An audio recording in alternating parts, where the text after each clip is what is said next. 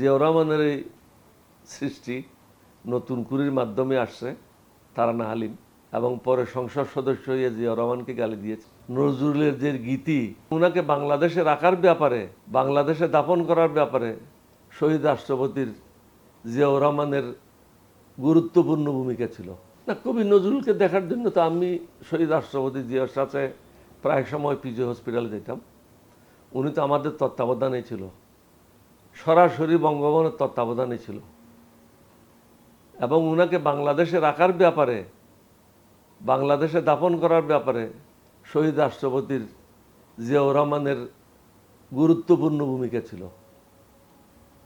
তাদের পরিবারকে ঘর দেওয়া হয়েছিল ধানমন্ডিতে, এবং কবি নজরুলকে সার্বক্ষণিকভাবে আমরা পিজি হসপিটালে চিকিৎসার জন্য রেখেছিলাম, এবং প্রত্যেক দিন আমরা খোঁজ খবর রাখতাম।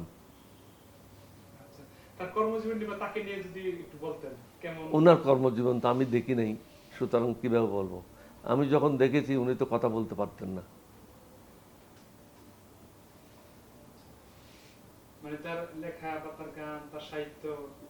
অবশ্যই তিনি একজন অসাধারণ ব্যক্তি, যিনি বাঙালিদের জন্য একটা পথ প্রদর্শক হিসাবে কাজ করেছেন, দিক নির্দেশনা দিয়েছেন, এবং সমাজ যদি কেউ অন্যায় করে তিনি তালা ভাঙতে বলেছেন।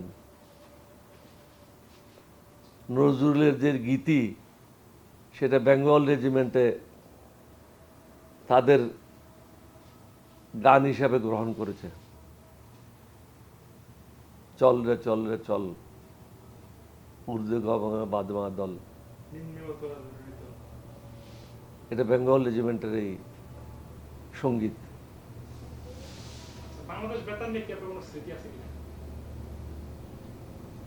বাংলাদেশ বেতার নিয়ে আমার তেমন কোনো, বাংলাদেশ বেতারে প্রেসিডেন্ট জিয়া সবসময় যেতেন। ওনার সময়ে ছোটদের যে প্রোগ্রামগুলি হয়, এটা কি কুরি আমি ভুলে গেছি নামটা, ছোটদের জন্য শিশুকাল, নতুন কুরি, এটা কিন্তু প্রেসিডেন্ট জিয়ারই শুরু করা। কারণ শিশুকাল থেকে তাদেরকে কালচারালি প্রশিক্ষণ দেওয়া, এটাই মূল লক্ষ্য ছিল। তারানা হালিম তারই হাতের একজন শিশু শিল্পী, যিনি বড় হয়ে প্রেসিডেন্ট জিয়া গালাগালি করেছেন।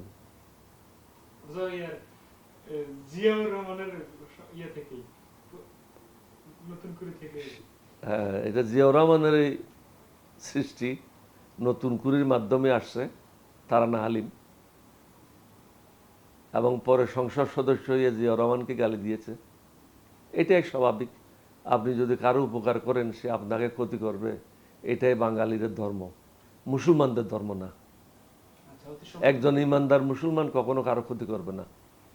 আমি আপনার ভালো না করতে পারি, আপনার উপকার না করতে পারি, কিন্তু আপনার ক্ষতি করাটা এটা ধর্মীয়ভাবে মহাপাপ।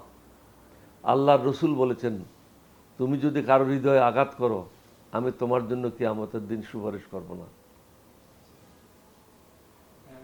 সম্প্রতি একটা বিষয় নিয়ে বিতর্ক হয়েছে, অনেক শিক্ষার্থী এবং একজন টিউনু সম্ভবত পোস্ট করেছেন, মানে স্বাধীনতার ঘোষক জিয়াউর রহমানের নাম নিয়ে সাংবিধানিকভাবে, মানে এটা নিয়ে কেন এখন পর্যন্ত কোনো সিদ্ধান্ত আসা যাচ্ছে না?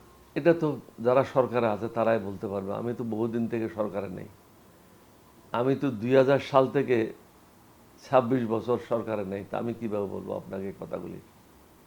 এটা সাংবিধানিকভাবে এটা আসা উচিত, যেটা সত্য ঘটনা সেটাই উচিত। আমার কাছে দলিল আছে, এই দলিলটা তো বিএনপি ব্যবহার করতে পারে। আমার কাছে তো লিখিত দলিল আছে, বাকিদের কারো কাছে দলিল নেই বাংলাদেশে। আমার কাছে লিখিত দলিল আছে যে শহীদ রাষ্ট্রপতি জিয়াউর রহমানকে স্বাধীনতা ঘোষণার জন্য আমি পরামর্শ দিয়েছি, এটা লিখিতভাবে আছে। জেনারেল শওকত তখন এটা লিখেছিলেন। আপনি যদি বলেন যে আপনার পিতা ইংল্যান্ডের রাজা ছিল, কে বলবে আপনাকে না? এখন তো ফেসবুকে দেখেন না কিভাবে গালাগালি করে। যারা গালাগালি করে আমি তাদেরকে বলবো যে গঠনমূলক সমালোচনা করেন। যেন দেশের উপকার হয়, আর যার বিরুদ্ধে বলছেন তার উপকার হয়। তার মাকে গালি দিয়ে, তাকে গালি দিয়ে, অশ্রাব্য গালাগালি করে আপনি নিজের মুখটা নষ্ট করতেছেন এবং গুনার কাজ করতেছেন।